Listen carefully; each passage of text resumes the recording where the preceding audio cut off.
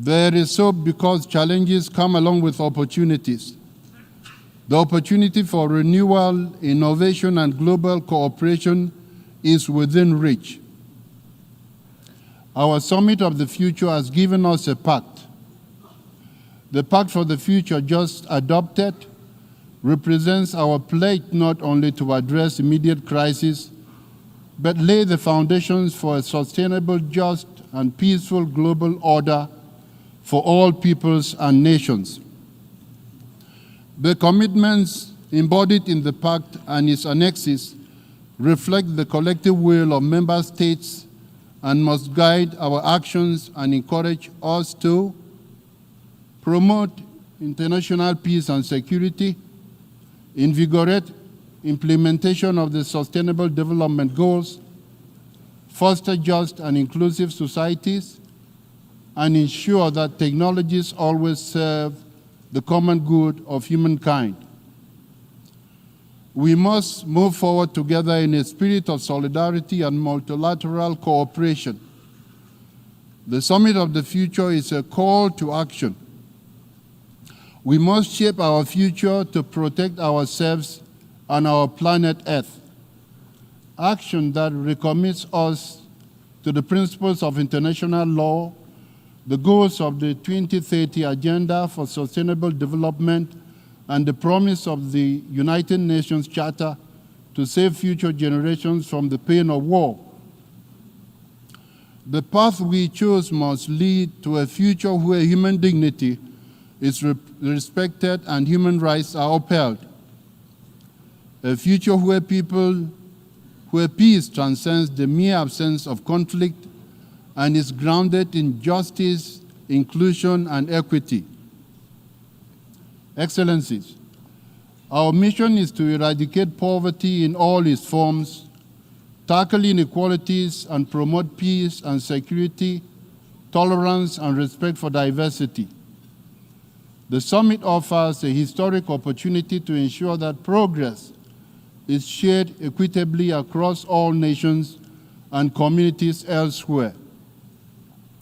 We have an obligation to harness the power of science, technology, and innovation in order to prepare the future of humankind.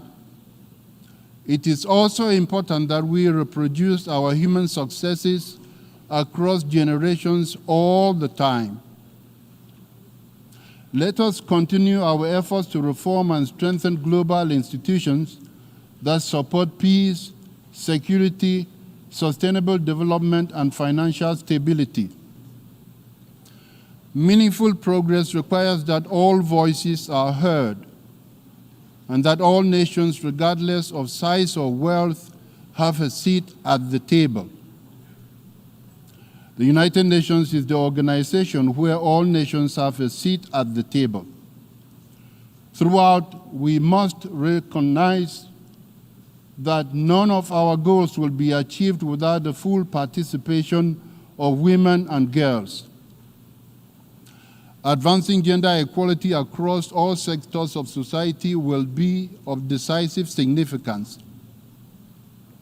Equally, we must acknowledge the vital role of young people in shaping our future, ensuring their voices are heard, their rights protected, and their potential realized. Our youth are the torchbearers of tomorrow. This is especially true in Africa, where more young people will enter the workforce each year than in the rest of the world combined.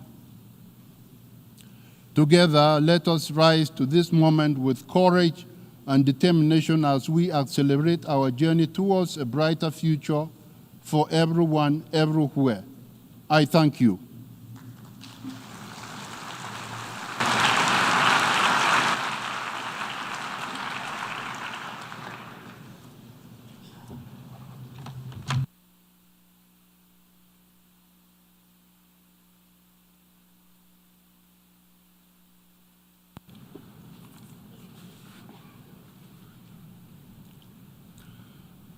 I now give the floor to His Excellency Antonio Guterres, the Secretary General of the United Nations.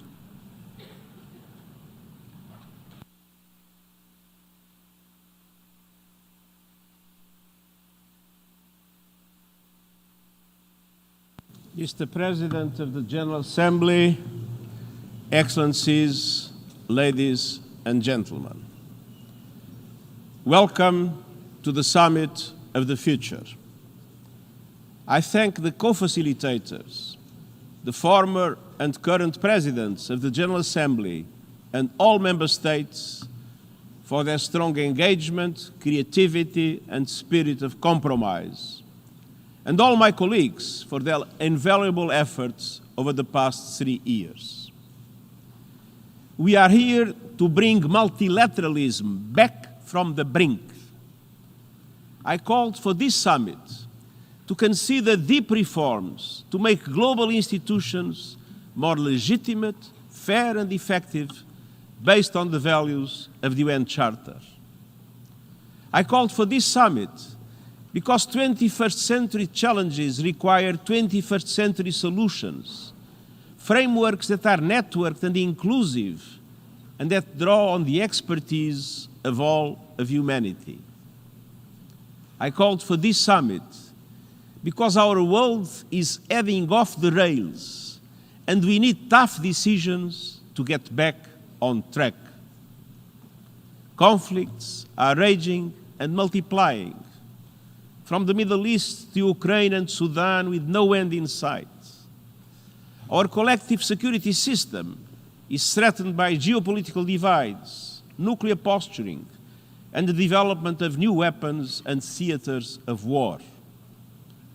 Resources that could bring opportunities and hope are invested in death and destruction. Huge inequalities are a brake on sustainable development. Many developing countries are drowning in debt and unable to support their people. And we have no effective global response to emerging, complex, and even existential threats. The climate crisis is destroying lives, devastating communities, and ravaging economies. And we all know the solution: a just phase out of fossil fuels, and yet emissions are still rising. New technologies, including AI, are being developed in a moral and legal vacuum without governance or guardrails. And in short, our multilateral tools and institutions are unable to respond effectively to today's political, economic, environmental, and technological challenges. And tomorrow's will be even more difficult and even more dangerous. When the United Nations was established nearly 8 years ago, it had 51 member states. Today they are 193. The global economy was less than 1/12 of its current size. As a result, our peace and security tools and institutions and our global financial architecture reflect a bygone era. The United Nations Security Council is outdated, and its authority is eroding. And unless its composition and working methods are reformed, it will eventually lose all credibility. The international financial architecture was established when many of today's developing countries were under colonial rule. It does not represent the realities of today's global economy and is no longer able to resolve economic challenges, debt, climate action, sustainable development. It does not provide the global safety net that developing countries need. Meanwhile, technology, geopolitics, and globalization have transformed power relations. Our world is going through a time of turbulence and a period of transition. But we cannot wait for perfect conditions.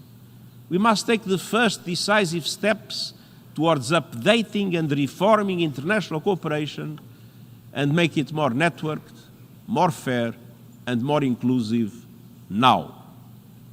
And today, thanks to your efforts, we have.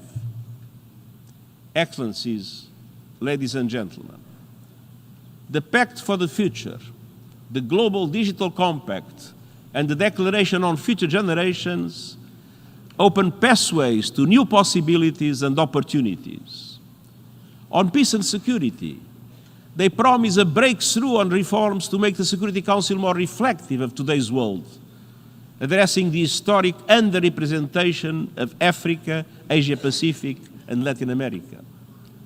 They lay the foundations for a more agile peace-building commission and for a fundamental review of peace operations to make them fit for the conditions they face. They represent the first agreed multilateral support for nuclear disarmament in more than a decade. They recognize the changing nature of conflict and commit to steps to prevent an arms race in outer space and to govern the use of lethal autonomous weapons. They include measures to mount an immediate and coordinated response to complex global shocks. On sustainable development, these agreements represent major progress towards groundbreaking reforms of the international financial architecture. They will help to make its institutions more representative of today's world, capable of mounting a stronger response to today's challenges, and able to provide an effective global safety net for developing countries at a time when many of them are suffocating in debt and unable to make progress on the SDGs. The Pact for the Future is about turbocharging the Sustainable Development Goals and the Paris Agreement, accelerating a just transition away from fossil fuels, and securing a peaceful and livable future for everyone on our planet. It includes a groundbreaking commitment by governments to listen to young people and include them in decision-making at the national and global levels. And it commits to stronger partnerships with civil society, the private sector, local and regional authorities, and more. The Global Digital Compact is based on the principle that technology should benefit everyone. It includes the first truly universal agreement on the international governance of artificial intelligence. It commits governments to establishing an independent international scientific panel on AI and initiating a global dialogue on its governance within the United Nations. The Global Digital Compact represents the first collective effort to reach agreed interoperability standards essential for consistent measurement. And it supports networks and partnerships to build capacity on AI in developing countries. And the Declaration on Future Generations echoes the call of the United Nations Charter to save succeeding generations from the scourge of war, committing governments for the first time to taking the interest of our descendants into account in decisions we take today. Respect for human rights, cultural diversity, and gender equality are woven into all three agreements. In the face of a surge in misogyny and the rollback of women's reproductive rights, governments have explicitly committed to removing the legal, social, and economic barriers that prevent women and girls from fulfilling their potential in every sphere. Excellencies, je salue les trois accords I welcome these historiques three historic qui marquent un agreements tournant vers un which mark a multilatéralisme shift plus toward efficace, government more plus inclusif effective, more inclusive, et and fonctionnant that is more plus en réseau. network-based in its functioning. Je me suis battu I pour fought les for the idées ideas portées par ces contained in these accords agreements since the depuis le very tout premier first jour day de mon mandat. of my mandate. Et je And I serai will be pleinement totally engagé committed dans leur to mise their en œuvre implementation jusqu'au tout dernier until jour. the very last day. Nous avons ouvert la porte. We have Il unlocked nous the door. incombe Now désormais it is à our common toutes et à tous responsibility de la franchir, to walk through it. car il ne s'agit pas seulement That de s'entendre, mais Requires not aussi just d'agir. agreement, but action. Et aujourd'hui, je vous mets au Today, défi de I passer à challenge you l'action, to take that de mettre action, en to œuvre le implement the pacte pact pour for l'avenir the future by en privilégiant le prioritizing dialogue et la dialogue négociation, and negotiation, en mettant fin aux guerres qui ending déchirent the le wars monde that are tearing et en our réformant world la apart and composition reforming the et les méthodes de composition and travail working du Conseil de methods of the Security sécurité. Council. D'accélérer To la accelerate réforme du reforms système of the financier international international, financial system, notamment à l'occasion de la including at conférence next year's sur le conference financement on du financing for développement development. qui se tiendra l'année prochaine. De placer les To nouvelles put technologies au humanity's service best de l'intérêt interests supérieur at de front and l'humanité, center of new ce qui technologies détermine notre succès ou échec, Our success or ce n'est pas failure l'adoption d'accords, hinges not on the mais bien adoption nos of agreements, actions et leur impact but on our sur la vie actions des and their populations impact que on nous the servons. lives of the people that we serve. Excellences, Excellencies, tout au long de ma vie, throughout my life, que ce soit en tant que whether as an militant politique activist ou aux Nations or at the United Unies, Nations, j'ai appris I que have les gens learned ne sont that jamais people d'accord sur le never passé. agree on the past. Pour rétablir la To confiance, rebuild nous trust, devons we must partir du start présent from the et present regarder vers and l'avenir. look toward the future. Et partout dans le monde, les Throughout gens the world, aspirent à la people paix, are hoping à for la a future dignité of et la peace, prospérité. dignity, and Ils prosperity. réclament une They're mobilisation crying out mondiale for global pour régler action la to crise solve climatique, the climate crisis, lutter contre les tackle inégalités inequality, et faire face aux and risques address new nouveaux and et emerging émergents risks qui that menacent threaten l'humanité. everyone. Et ils considèrent And que they l'ONU see est the United indispensable Nations pour as being résoudre ces essential to défis. solving these Tout challenges. cela a été All confirmé this was confirmed pendant les 2 during journées the past d'action 2 inspirantes qui inspirational viennent de se action dérouler. days. Le sommet de The summit l'avenir of the trace future la sets voie a pour une course coopération toward international internationale qui soit à la cooperation that hauteur can de leurs meet attentes. their expectations. Alors que nous franchissons ensemble cette Now we're première taking étape these first cruciale, important steps je together tiens à and I féliciter tous les congratulate États all membres member states pour leur for contribution. playing their part. Maintenant, Now, mettons-nous au travail let's get et to je vous work. remercie. Thank you. Thank you.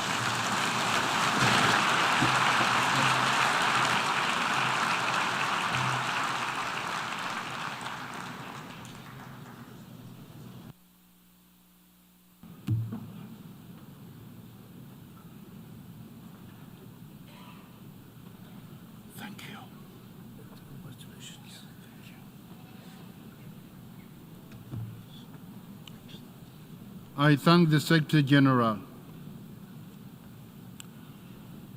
In accordance with Resolution 76/307, we will now hear from youth representatives. I now give the floor to Mr. Ghanim Mohammed Al Mufta from Qatar.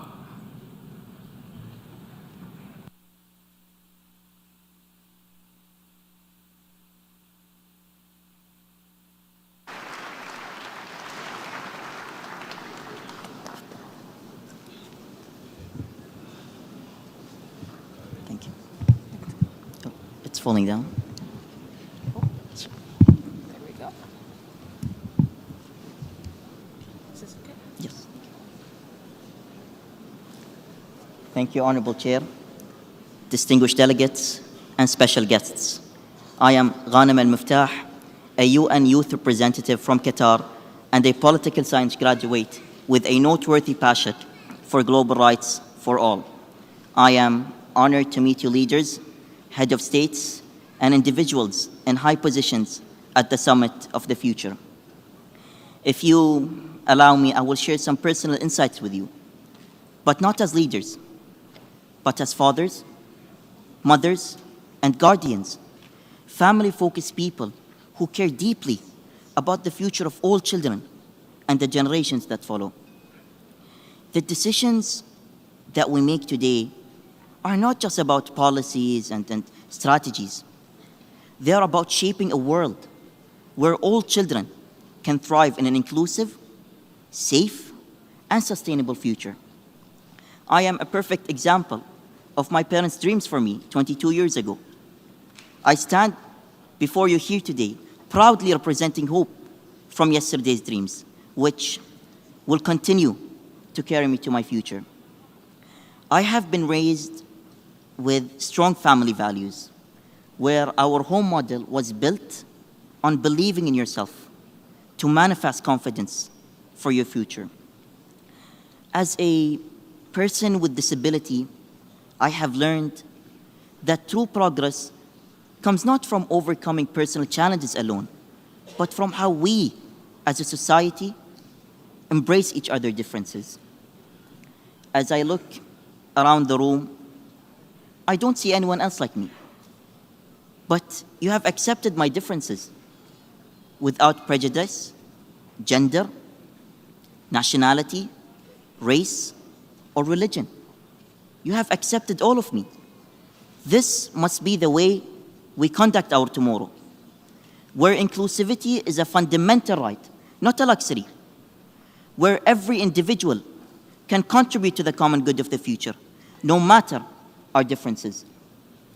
It is my destiny to be born with disability. I chose to accept it. But sadly, there is no choice for children where wars and conflicts cause unnecessary injuries and lifelong disabilities. The future for these children and families can tear away hope. 22 years ago, when my mother was told that I was hopeless and going to die, she only listened to her heart. She wrote a book, I Am Here. 22 years later, I'm still here, sharing my life experiences to lend others hope and to give a voice to the unheard. There are more than 1 billion people with disabilities around the world. If they allow me, I unite with them to say, we raise our voices to stop these unexpected disabilities worldwide where peace is unseen. It is in our hands to stop this global trend of violences in Gaza and around the world. We must end the suffering today so that a clearer tomorrow can be seen. We are all leaders here. A leader's role is to listen to the people. We must understand what the people want and address their voices through platforms like this to drive meaningful change. The future belongs to our youth. We must ensure that they are prepared to take on leadership roles in order to be the change makers. You must be the change you wish to see in this world. I wish all distinguished delegates and special guests a successful summit as we move forward to a new day of possibilities. Thank you so much.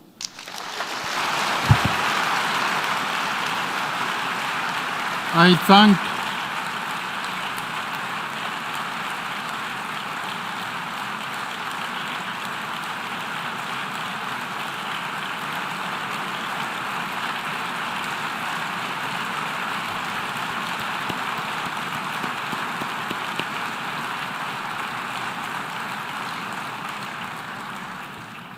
thank Mr. Al Mufta.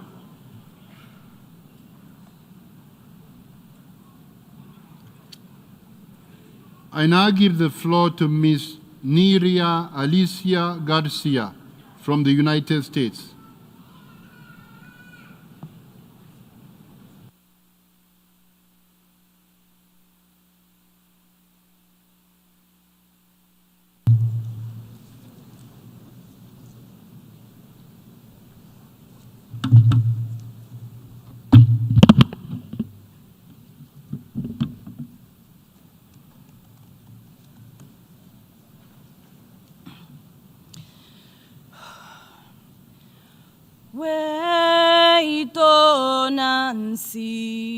Tonansin, way tonansin,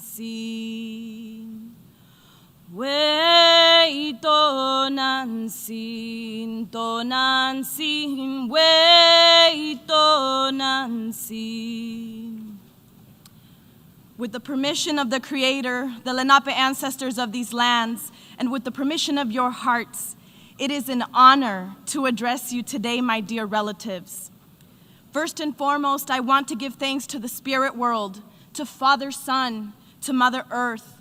Gratitude to the plants and animals, the sacred waters, the sacred places who gave humanity the sacred knowledge and understanding that made it possible for us to coexist in balance with creation for thousands of years.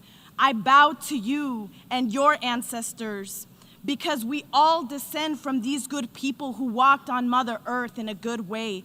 And I'm calling on them today for guidance. Why? Because our Mother Earth is hurting and she needs our help. Worldwide, our waters and sacred places are being desecrated. Corporate greed and war are pushing life to the verge of extinction. Global governments and politics are void of spirituality, of morality, and basic respect for life. My generation's hearts are breaking as we survive the impacts of climate disaster that could have been prevented. Breaking as we watch genocide of our Palestinian relatives live on our phones, despite the global call for a ceasefire.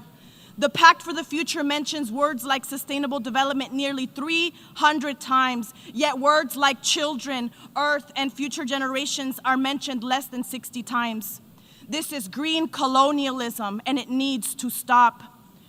Only one mention of local communities, 0 mentions of plants and animals, 0 mentions of frontline communities, and 0 mentions of indigenous rights. So I ask you today, do indigenous people still not exist to you? Are we not the stewards of 80% of the world's biodiversity? My relatives, I guarantee you that the continued exclusion of indigenous people, local and frontline communities, will inevitably lead to more destruction, pain, and suffering. Yet there is hope, because we are still here, and the world needs the leadership of indigenous people and of youth now more than ever.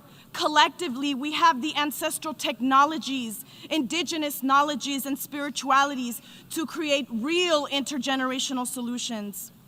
Our cosmologies have the wisdom and power to guide humanity towards that good path again. But in order to do that, indigenous people must have equal representations as member states in all UN bodies. So I say to you today, global leaders, go home and ratify the United Nations declarations on the rights of indigenous people. Acknowledge and apologize and build authentic relationships with your indigenous people. Begin to meaningfully engage your youth. Go home and cut your military budgets and allocate those funds for climate solutions, to pay reparations, to pay for losses and damages we've experienced as a generation that is inheriting a devastated Mother Earth. Go home and ask your indigenous youth, respected elders, how much money we need to bring our solutions to life. And then go home and create the unrestricted funds to support indigenous people in implementing the Sustainable Development Goals on our terms. Global leaders, go home and give indigenous people our land back. To my indigenous youth and children of the world, we are so desperately needed at this time. We must join forces with our respected elders and keep fighting for a livable future. Our generation's biggest responsibility in these times is to not give up and not give in to hopelessness. We must stand to protect the sacred. We must stand to protect our sacred fires, our ceremonies, our songs, our prayers. We must speak our language, wear our traditional clothes, and be proud of who we are. Make no mistake that we have the medicine that this world needs, and that with the help of creation, we will turn the tide for good for the next 7 generations of all life forms to come. Tlazo Kamati, O Meteo.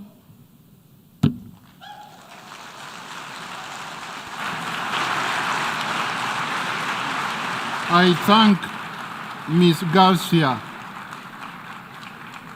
I now give the floor to Ms. Monica Malit from South Sudan.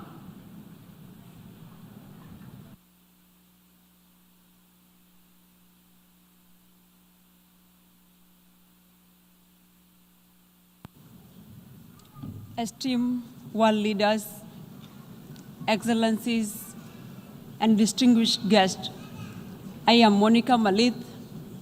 It is both an honor and a privilege to address you today at the opening of the Summit of the Future. As I begin, my question to everyone today is, what encounters your eyes if you talk about the future? What voices overwhelms your ears? What test lies in your tongue? Of hope, of action, of collaboration, of inclusion, or of transformation. Our world is at crossroads, confronted by uncertainties and challenges that cross borders, regions, and communities. Among the most pressing issues at the escalating refugee crisis. If left unaddressed, this will destabilize societies, hinder growth, and sow divisions. Reflecting on my own experiences, living South Sudan with only one language to speak, I had to struggle in a class with people who were 3 years in class before me. Kenya, a land of refuge, turned to be a land of where I thrived. Through the gates of education, it's opened its heart. The University of Nairobi gave me a chance to rise, to lead, and to speak for the voiceless. Not just as a student, but as a student's president. A refugee crowned with the trust of a nation, my journey, not just of books and lectures, but of forging a future where the silent speak. With the right resources, I secured the Albert Einstein German Scholarship.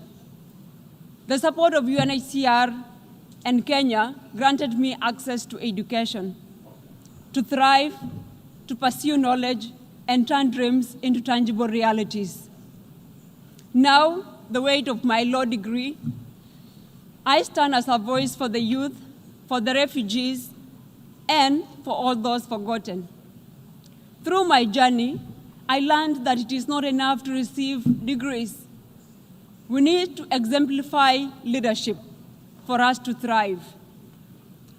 And we lose it out when we let the youth and the refugees especially go unnoticed, unsupported, and unchampioned for. The flight of refugees underscores our collective responsibilities. Individuals like me, displaced by conflict, environmental disasters, and economic uncertainties, seek refuge, security, and a chance for a better life, not to be pitied. It is our collective duty to provide not just immediate assistance, but also long-term, compassionate solutions that uphold the dignity of refugees and enable their meaningful contribution to the society. Education remains a powerful tool for progress regardless of the constant cut down in education funding across the world. It equips individuals with the skills and knowledge to navigate a complex world with limited opportunities.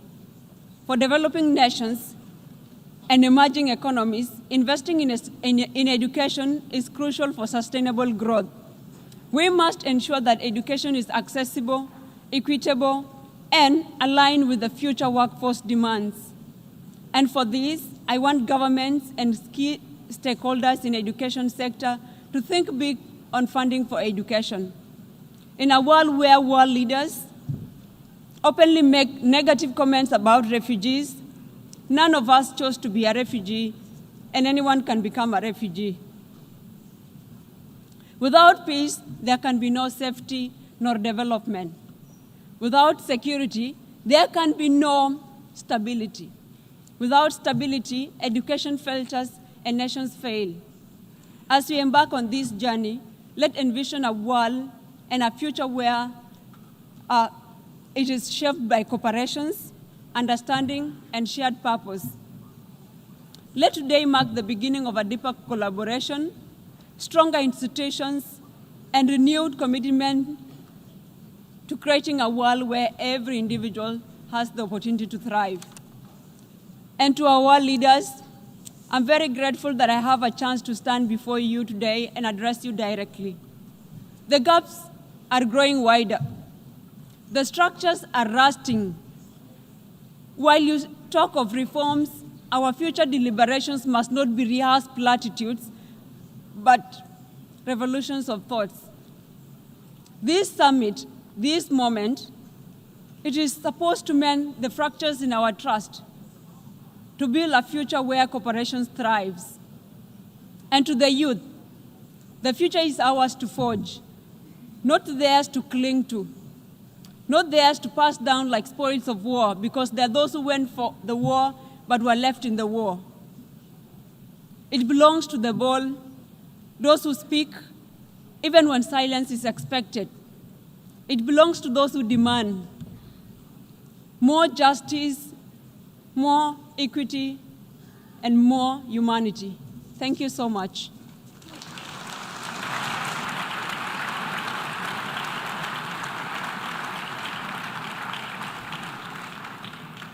I thank Ms. Malith.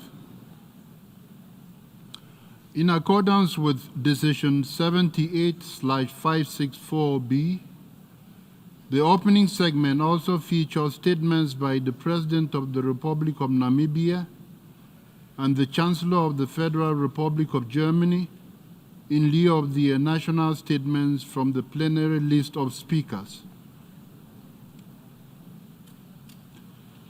I invite His Excellency Olaf Scholz, Chancellor of the Federal Republic of Germany, to address the Assembly.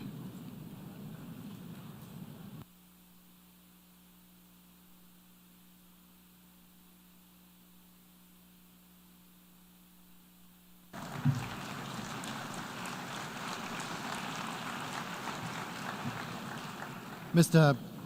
President, colleagues, ladies and gentlemen, I would like to thank all the previous speakers, especially the youth representatives, for their important input. It is for them, the youth around the world, that we have come together today. It is about their hopes for a better world. It's about their future. A special word of gratitude goes to you, Mr. President. Your leadership has proven of vital importance. At a time of great tension and uncertainty, we need the pact for the future more than ever. The previous speakers have already explained how deeply our fates are linked by the global challenges we are facing.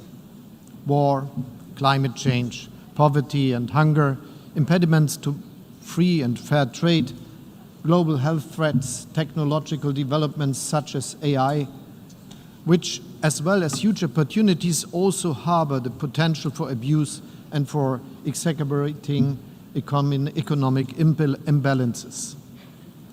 The pact does not just acknowledge these challenges. It expresses our commitment to confronting them, not alone, not one by one, but together, East and West, North and South.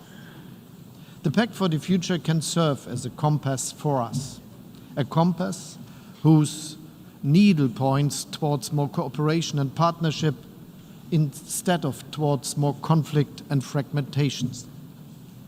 A compass guiding us to a more just, inclusive and cooperative world. The Pact shows our determination to restore trust in our common institutions. It shows that all the talk of division, polarization and uncertainty will not be the end of the story of the United Nations. Because we still cooperate. We are still placing trust in one another. We are still committed to the principles of the Charter. And we are still willing to treat each other with respect and fairness. Respect and fairness, these principles have also been guiding us, Namibia and Germany, as co-facilitators of this pact. We come from different continents. Our political and socio-economic situations differ. And yet we manage to work together as friends. Thank you, President Mbumba, for your friendship and for the excellent cooperation. I also wish to thank everyone who helped us to carry the negotiations so far. The text before us today is the achievement of the countless men and women who overcome fatigue, the occasional feeling of frustration, political and ideological divides to achieve this global consensus today. You have proved that multilateralism is alive, that we can find common ground. Let's take steps towards a world that is safe, just, equal, inclusive, sustainable, prosperous, and above all, peaceful. The pact outlines what those steps are, over 50 of them. Not only history would judge us if we didn't take them, but also young people around the world. The road is rocky, but what was that ever any different? Germany will extend its hand to anyone who wants to walk this road with us. Let's get moving. The future starts now. Thank you.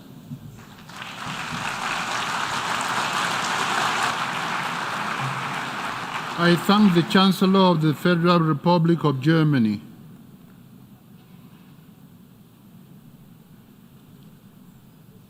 I invite His Excellency Nangolo Mbumba, President of the Republic of Namibia, to address the Assembly.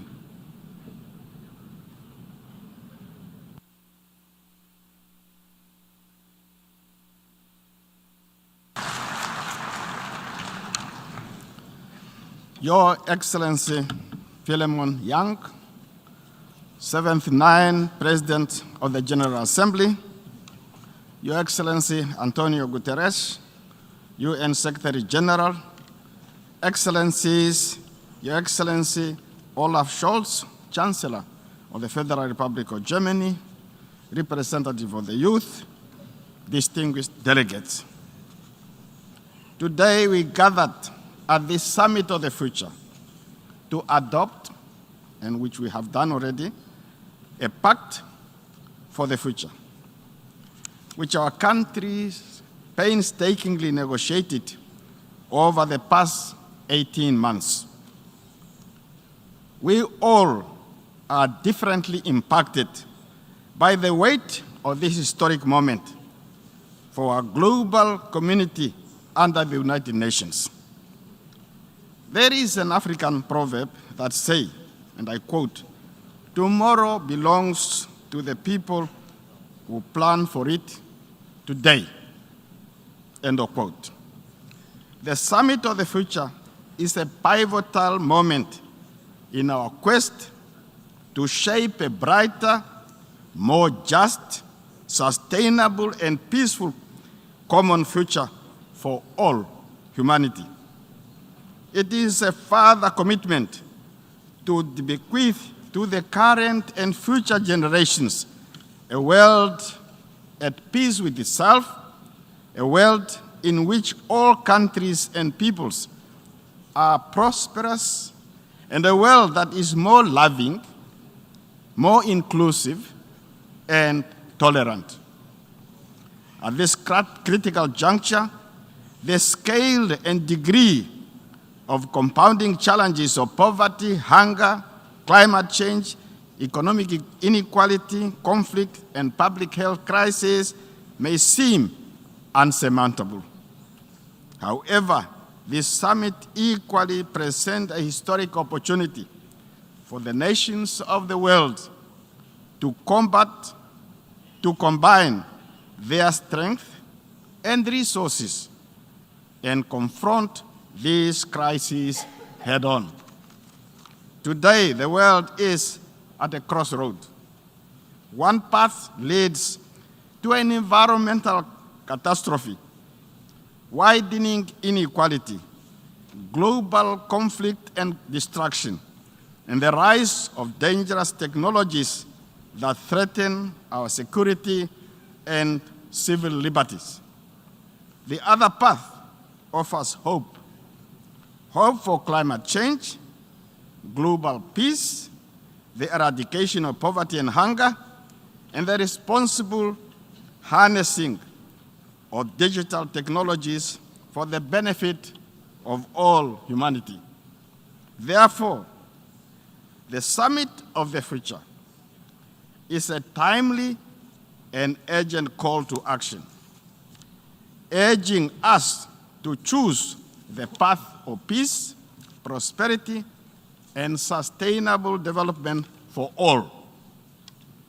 The world of 1945, where the United Nations was established in San Francisco to promote unity among nations under the rubric of "We the Peoples," is contrastingly different from the world of 2024.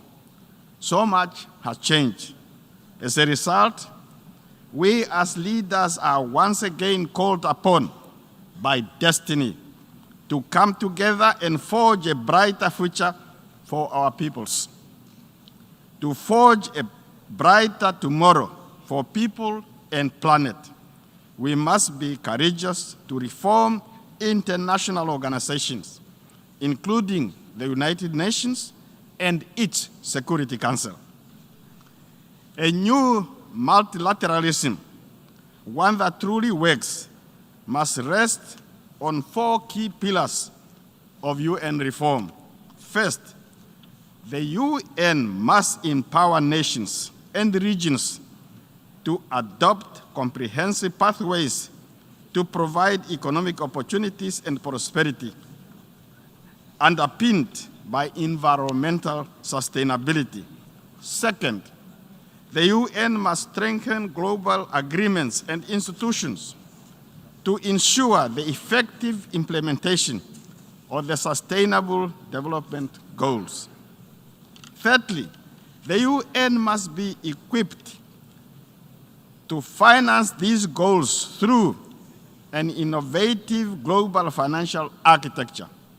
Fourth, we must harness the incredible advancement in science and technology for the common good, while being ever vigilant against the misuse of innovation such as artificial intelligence, biotechnology, and geoengineering. The Pact for the Future set out key global priorities for humanity, which are sustainable development and financing, international peace and security, science, technology, and innovation, the empowerment of youth and future generations, and global governance. I extend heartfelt congratulations to the respective facilitators and all member states of the United Nations for this profound accomplishment.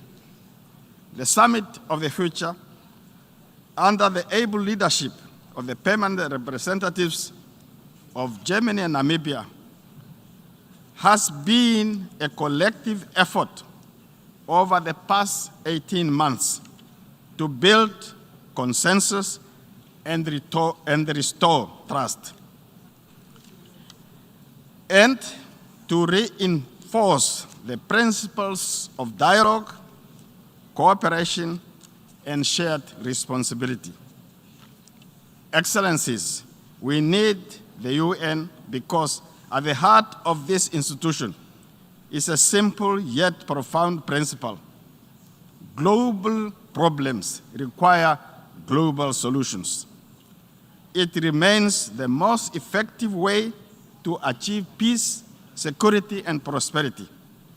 The Namibian government recognizes the profound significance of this Summit for the Future for our planet to meet the targets set forth in the 2030 Agenda for Sustainable Development and the Paris Agreement. Sustainable development must be our guiding principle, summarized by 5 Ps: people, planet, prosperity, peace, and partnership. People signify our commitment to leave no one behind. Planet signifies the urgent need to live within planetary boundaries. Prosperity calls for extending the benefits of modern education and technology to all. Peace in the nuclear age requires nations to live together under international law and the UN Charter.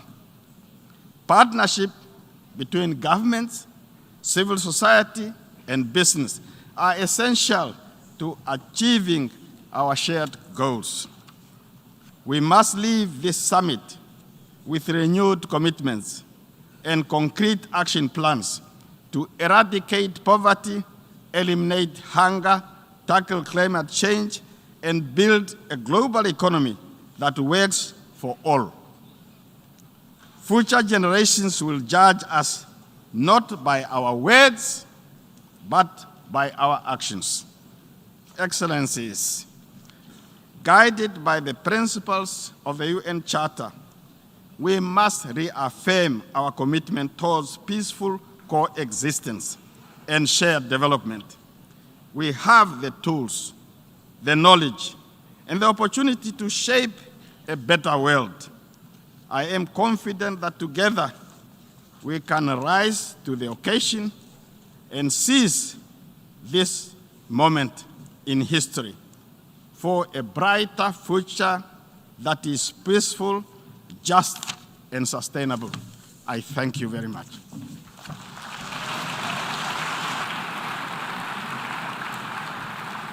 I thank the President of the Republic of Namibia. We have heard the last speaker for the opening segment. Before giving the floor to the first speaker on the list of speakers, delegations are reminded that statements are limited to 5 minutes for participating states and 3 minutes for other statements. Pursuant to Rule 72 of the Rules of Procedure, when a representative exceeds her or his allotted time, the President shall call the speaker to order without delay, which will be done by means of automatic microphone cutoff. In accordance with Resolution 72/313, the all protocol observed principle is recommended, whereby participants are encouraged to refrain from listing standard protocol expressions during their statements. I would like to appeal to speakers to deliver their statements at a reasonable pace so that interpretation into the other official United Nations languages may be provided properly. The list of speakers for each meeting shall be completed, and no speaker will be rolled over to the next meeting. Speakers who are not present when their speaking turn comes will be automatically moved to the next available speaking slot within their category at the same time. Finally, after the Secretary General's departure, the Secretary General's seat at the podium may be occupied by his representative. If I hear no objection, we shall proceed accordingly. It is so decided. Members are also reminded, in accordance with Resolution 76/307, 4 interactive dialogues will take place in the Trusteeship Council chamber in parallel to the plenary meetings. The first interactive dialogue has already started at 10 a.m. I invite His Excellency Julius Maada Bio, President of the Republic of Sierra Leone, to address the Assembly.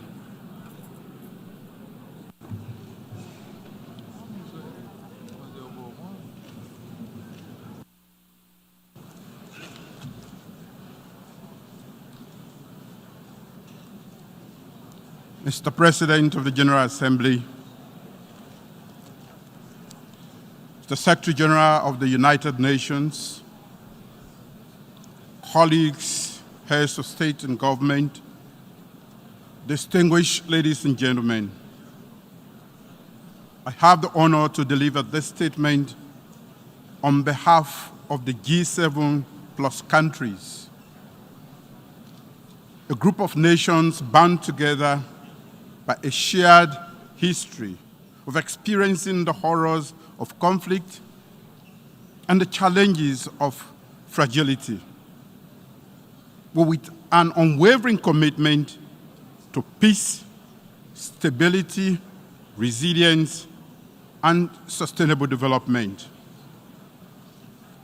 This summit represents an important moment for reflection, collective action, and renewed commitment to building a sustainable, just, and equitable future. As countries deeply affected by conflict and post-conflict circumstances, we understand all too well the cost of instability. The urgency of a united global response to build a future of peace, prosperity, and justice is a shared responsibility that cannot be overstated. For us, these challenges are neither theoretical nor distant. They are the stark reality that we contend with every day. Our countries have endured and continue to endure fragility, conflict, and violence. Still, we stand here united by a shared hope and common purpose, the pursuit of sustainable peace and development. Today, we stand at the crossroads of history. As this summit of the future has offered us an opportunity to adopt the Pact of the Future, a transformative roadmap for a more inclusive, secure, and sustainable world. This pact gives us hope and inspiration for a better future. Mr. President, allow me to put forward 6 points to help in situating the G7 plus countries in the pact for the future implementation. 1, the call for national ownership and inclusive government. The G7 plus was founded on the principle that peace and development must be driven from within.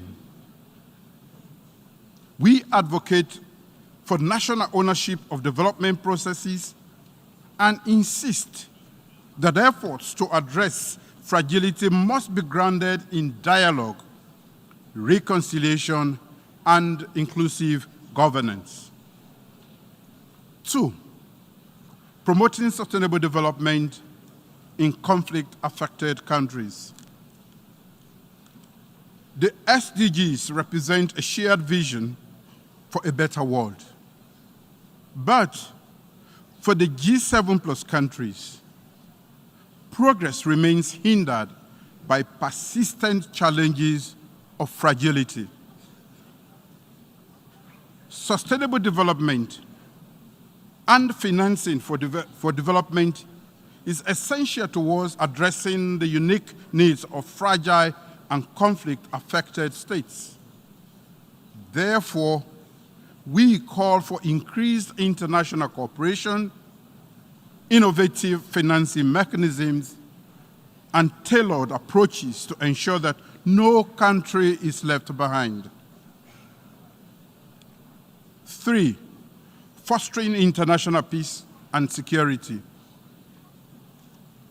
International peace and security form the bedrock of global development. For countries recovering from conflict, achieving peace is not a singular event, but a continuous process of strengthening institutions, promoting the rule of law, and addressing the root causes.